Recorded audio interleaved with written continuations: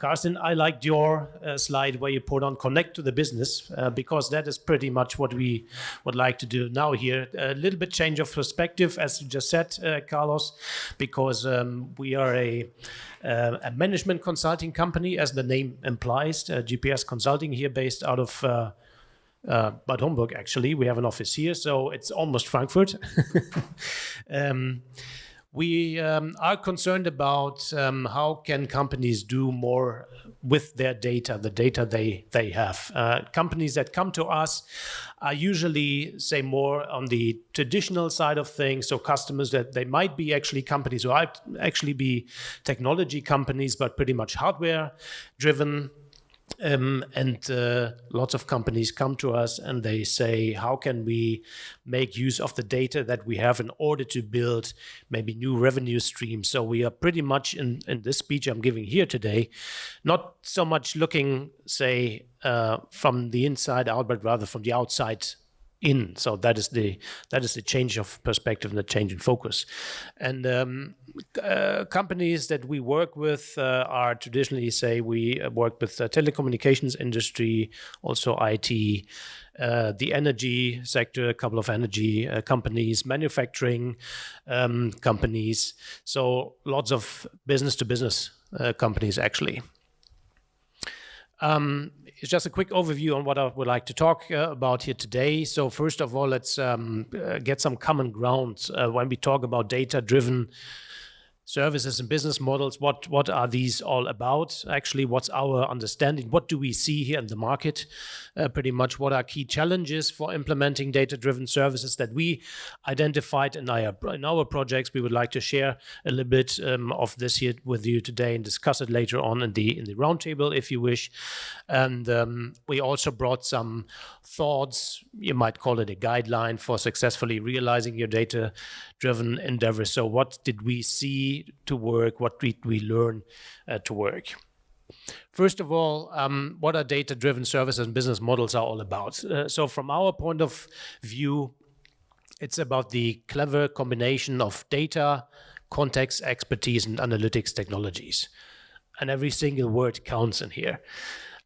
First of all, a clever combination means you can't just take data and you're not going to sell your data, because that's very low level value creation, obviously. So this is not what we would like to talk about. Context expertise is pretty much, say, a key component in here, because you need to make sure that you understand what you can actually do with the data. And when we have customers like, take one customer that we dealt with, that we consulted with. It's a company that does measuring devices for the food industry. So they have a measuring device that sits right in the manufacturing process of their clients. It measures throughput. It measures like what kind of like fluids go through in order to manufacture cheese, creamy cheese. So what they did their customers always did when they manufactured their creamy cheese, it meant somebody with a clear head needed to go into the process once in a while. He's this guy called Q&A, the quality assurance, and he takes a sample of the cheese, checks if the cheese has the right creaminess. And now our customer here came up with a solution with their device, with some data insights, data knowledge, and some data science, and they developed something they call a bubble detector, so they can see how much air is inside the creamy cheese within the production process. So they don't need to stop and somebody goes in and checks the creamy cheese, but they can tell, like right within the process, if the cheese is of the right quality. And this is what we talk about when we talk about context expertise, because our company, our customer here, they were used to manufacture these devices for so long, they had no idea about creamy cheese production. But this is what you need to bring in when we talk about the clever combination of data, context, expertise, and analytics technologies, because obviously you need to do some analytics here on top of it. Why do we do this? In order to generate new revenue and strengthen your customer ties. So first of all, again, we would like to not look at internal optimizations, but rather how can you make money from outside with your customers? And how can you strengthen customer ties? We have companies who come from areas where they used to produce technologies, hardware for many centuries. All of a sudden they say we have so much cost pressure, price pressure from Chinese competitors. We now need to sell our hardware so much lower for such a lower price. But if we find a way with the clever combination of data, context, expertise, and analytics, we can actually strengthen our customer ties. We get more valuable for our customers here. And this is to this end we do it, to deliver customers enhanced insights and new integrated service offerings. So all too often we help customers that they can actually develop new insights for their customers on the data that they see, and offer new integrated service offerings. And integrated means actually that you have to change your value chain. You go do a forward or backward integration and you do offer more than you did before. As with the example that we had before, it's not a device manufacturer anymore who only does a measuring device and sells a box to his customers, but he has now an integrated service offering where he actually sells not the device, but the information on how good the creamy cheese is.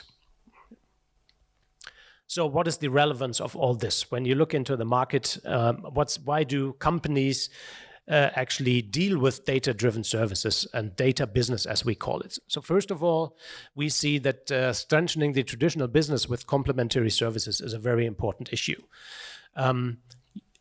You have your sales departments, your companies that used to sell boxes and sell hardware for so long, and now you say we can strengthen this traditional business.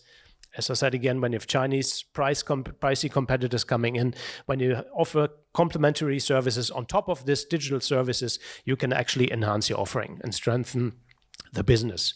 And even strengthen the hardware business that you did before. So it's not only going about completely total different income streams, but you also strengthen the traditional business.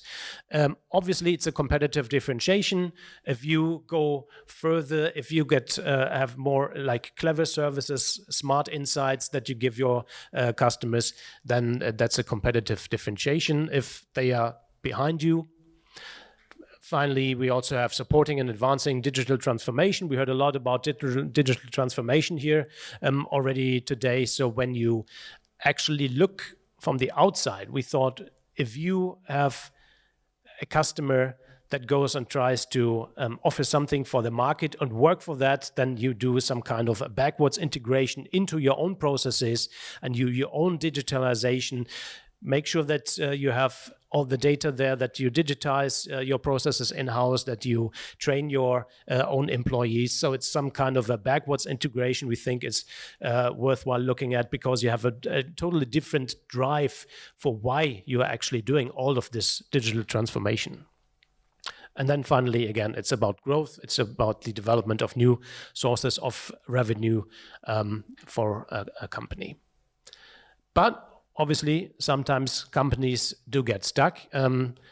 We see here, for example, one huge area is that your traditional business that you bring, you have still generates significantly more revenue than you perceive from new data-driven services. Usually you say, what you talk about, we have millions of dollars that we have income from our traditional business. Now you talk about small service that has a totally different pricing model sometimes.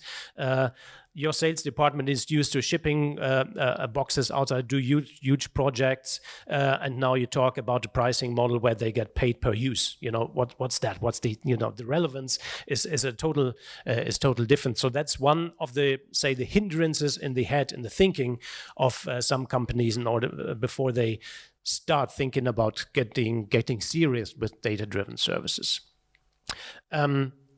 There's also a lack of robust numbers to sufficiently support a vision. So if you have a vision, you say, we want to go into new business with new data-driven services, your management all too often comes to you and says, okay, so what's the business opportunity? How much money is in there? And actually at this point, you still have to say this is pretty much an exploratory area, sometimes uncharted area. You need to be a little bit more open and be able to take risk in the company, and need to have somebody who has a vision there without supporting numbers that you can immediately provide. You need to make sure that you make money very quickly, but you cannot guarantee it right at the beginning because it's very exploratory business. And to this point here, we also took down this note, there's often also a lack of a willingness or an ability to take risk and to completely rethink business and take consistent action. Rethinking the business is not easy if you're in your business for such a long time. You talked about bringing in people from outside, break up the thinking that is instant. That is something that really needs to be. I can only underline this. This is very important. I remember a conversation with one middle manager in one company who said within a workshop, and we already had a series of workshops. He said, I still don't get it. Why do the data scientists need that much data? What do they do with it? What do they do then? Why do we need to make sure that we have a data lake? But I don't understand what they actually do. So you see, that is probably rather the ability to rethink the business that is not there. And then it's very important to bring in somebody who has a different kind of thinking there. We think all too often we see little focus on revenue generation. So for us, still a lot of effort is on on business transparency, on decision supporting, on internal optimization when we talk about data-driven approaches. We're not saying this is a bad thing, that you do think about internal optimization and decision supporting and business transparency when it comes to data-driven approaches. But we say, it's better, as I said early on, come from the other side, come from the market perspective and make sure you do a retrofit inside the company. First, have the vision, how you can monetize on demand on data, and then see what you need to change. This brings a total different sense of urgency into your company. If you look outside, if you try to find studies, case studies, it's not so easy really to find successful examples of revenue generators in practice. All too often you see, okay, what's a data-driven approach? There's predictive maintenance. Well, what else? Predictive maintenance. So this is hard because companies who are exploring this, we think there's a lot of companies are still at the beginning of all of this journey. Some don't publish their experience. Only if you are very close to these companies, they talk about their experiences, because it's also lots of failures that you see there. Then, and this is very important, if you're in the inside of such a company, the initial starting up is not easy. You need to bring together cross-functional teams. You need to have people with the necessary competencies, skills, domain knowledge, see above, in order to do a successful MVP development if you're here right at the beginning. And this is what companies tell us all over again. Sometimes you have, or most of the time, you have one person there, and they have the task to think about a new data-driven approach, a new data-driven service. How much budget do they have? Very minimal.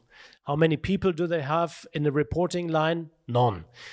So it's pretty much a project organization. It's single persons who need to try to make the best out of it, and actually prove then again to the management that there's some music in these data-driven services. So these are the reasons, most of the reasons that we see why companies do get stuck when they go into this data-driven journey.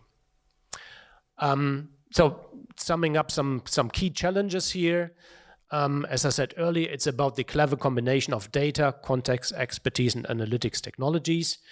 Out of these three, usually data is not the problem. You have data, you have lots of data, maybe the data quality is not as good, maybe you have not all of the data, or maybe you do not store the data for long enough that you can actually make use of it.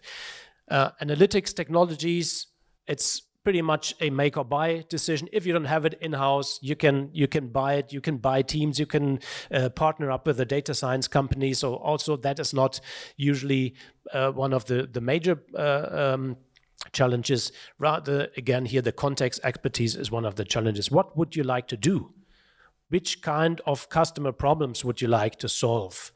How do you bind all this together? So this is more of the challenge here in this area. First of all, with the key challenges, you need to take a strategic view on data-driven business from a top-level management perspective outwards. When we work with companies, it's seldom that the CIO calls us. It's rather somebody from the company corporate development, product management maybe. So people are really concerned about making money that call us in and ask us for help.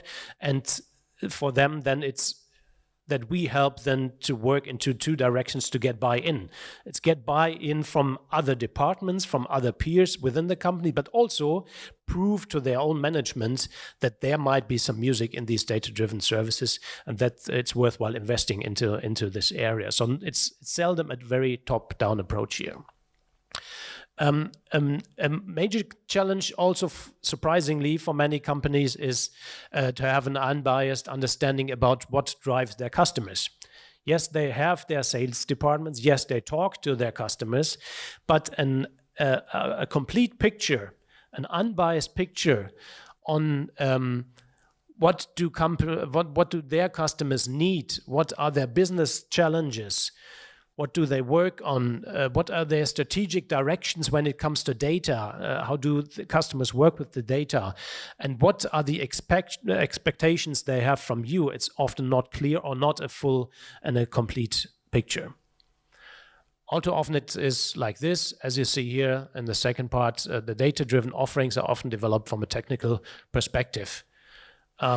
We develop something, it's cool, do you want to have it? That's not the way the market works. Yeah, as I said, we had one customer here. They were in the warehouse logistics area, and their technical team came up with an Alexa skill and said that is such a cool thing to have an Alexa skill. And now the sales department says, what do I do with it? How do I sell it? What's the need? And it turned out nobody had a need. So that was, you can book this as, okay, that was a nice try.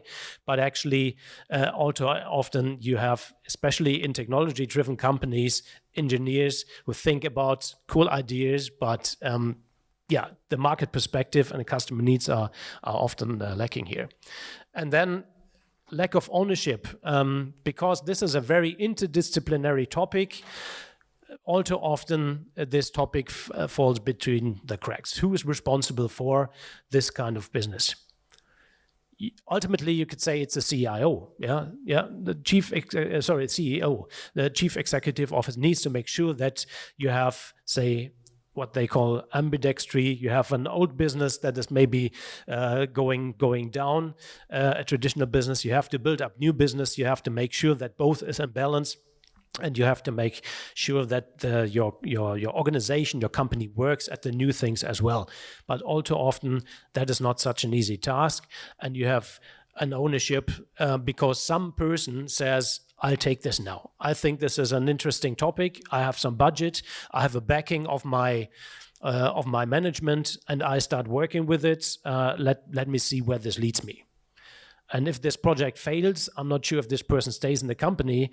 They might look for another area. So clear ownership, as I said again, is it corporate development? Is it innovations management? We see a lot of people who work in innovations management not being responsible for the business, really. They do methodology and help to do innovative methods, but they don't have the ownership to really develop new areas. The IT department also not too often. All too often they see themselves as the enabler, But they say, well, business needs to tell us what they want to do. We can coach them, help them, we can have a conversation, but the IT department is not the one pushing and saying we need to change here something, when it comes to the business side. And then the alignment, this is actually a major challenge here. Again, the alignment of fragmented and often competing internal functions. You have product management responsible for the hardware, and you have a solutions or a services management. So these guys who say we need to sell some services, we need to have digital services on top of our current offerings. But then, if you look at the individual goals that each person has, they are both measured in terms of their individual revenues, and immediately you have a clash of interests here. Delivery units, sales, IT, all of these different and actually fragmented internal functions you need to bring together in order to really make a difference here in the in this area. Finally, the methodology and some guidance for a structured way through all these challenges. How do you go about it? We did some webinar last year where we talked about this topic here, and someone from a company came to us later on and said, this is what I needed. I was looking for it. How do I go about it? I need to have a path through all of these different challenges. So some ideas, also say a little bit on a timeline, where to start and which way to go. And we can discuss a little bit deeper here, some thoughts that I brought with me here today. How can you successfully realize a data-driven endeavor? What you need to take it like a checklist, maybe, what to look out for. And sorry, it needs to be a little bit high level because we have different kinds of industries here on board. We can go deeper later on in the roundtable if you'd like to. First of all is take an elevated strategic view on data and analytics for a greater sense about why you are actually doing it. So what is changing? Why is it important to look at data and analytics? Taking a strategic view, see, gather some data. What happens with your customers? What happens with your competitors? Do you see a changing landscape? And try to take an elevated strategic view on this, so you actually know why you are doing all this when it gets hard. Second point is align a commonly shared big picture of the future. So where does your industry head? What is happening in your industry and the competitive landscape will change. What we do is we call this systems mapping. So we try to just draw. It's very illustrative as well. Draw an industry. What is there? The value generation. So it's not about this individual company. It's rather who are the players in here. What does happen? What are the levels of value creation that happen, and we say, and how will this change in the next 15 years? What's the picture? How will this look in 15 years?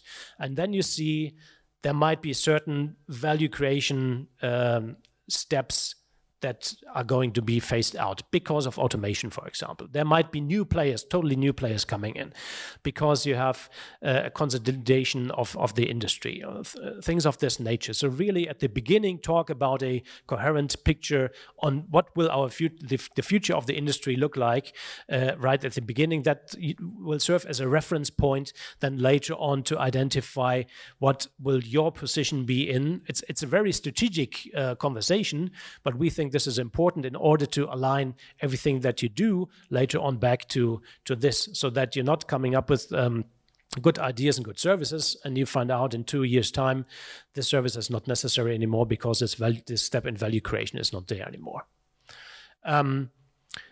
Reassure for everybody what data-driven approaches you put in motion so far and what you have learned.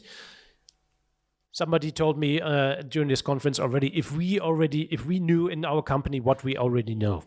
So we did a couple of trials and errors already. Different departments tried what can we do with data, and we really like to encourage you to make sure that you understand right at the beginning what has been done so far, so you have a common ground. And you can also learn from this. And you can say, you also can try to mitigate a little bit resistance, because you always have people who say, we already tried this 2 years ago. Why do we do this approach again? We did this again. Yeah, but what happened then? What can we do differently now and this time? Why did data-driven approaches that we already tried a year ago not work at all? What have we learned from this? Make it better. Obviously, again, this is an important one. Explore your customers' business challenges and search for problems to be potentially solved by you. It's always, for us, it's a little bit almost like a situation you cannot understand. We come in as a consultant. We are asked to talk to the customers of our clients. And I say, do some interviews. And it's not like 200, 300 interviews. You talk to the right companies, the right interviews, so maybe 20 interviews, and you do a qualitative conversation. And you say, what are your experiences? Where do you go about? What do you think about the customer, the company that engaged us to do the interviews? And we get very open conversations here. And then we put all this together in learnings. It's always not the easiest conversation, that when we come back and we tell our customers what we found out, what we heard. Most of that is not really new to them. They heard it before. The sales departments had some idea about it, but they now get it once in a really consistent picture. And that is one very, very important step, because now you have here a common ground where you can start from and build upon on what your customers actually think, what their challenges are, and how they go about it. And then understand your competitive landscape. So this is not only about your direct competitors, to really think about and understand what are they doing, but also what kind of new competitors come in that you didn't even see because you were looking a certain direction and you missed that there is a data science company that says, for us, this domain expertise is actually not that important. We come in, we can adopt this. It's no problem. Come up with ideas in a data-savvy mindset. We don't actually do a lot of ideation workshops. This is not our business. We find that most companies already have lots of ideas. Their problem is rather how can they deal with all these ideas and how can they streamline them. But ideas come from all different angles, and here it's for us what we call data thinking. So you start with what can we do with data, and this is a new idea that not everybody has in the company and is not used to in the company to start with. Test and refine your ideas and grow them to real data-driven services and business models that your top management likes investing in. This actually has two components in it. Time, all right, okay. One is, this is really a design thinking approach, not new for most of you maybe, but still not so commonly seen and accepted. And the other one is, as I said earlier, try to really make money early on so that your top management can buy into this and likes investing in and see this growing and have it scalable. And then build an environment that fosters scalable data-driven services and business models. Make sure that goal setting is not different from department to department, so that they're not fighting each other, but rather that they have a common goal setting here. We like to put this into very, very easy, what we call the double diamond approach here. You see, this is a design thinking approach. You don't have to start from the beginning and go all the way until the end. It depends on where you stand, where your major problems are. You can jump right into a certain specific area and field here. Most of what you see down here, I think I already talked about, but you can really put this into a process. And basically go from transparency, aligned view, getting all people on board, common understanding, focusing on the right business challenges, going with specific approaches, build it, iterate, complete it, and then later on go and scale these ideas. So that was a high-level overview on maybe a different perspective here in this conference here. And if you'd like, please join us on our roundtable. Thank you very much.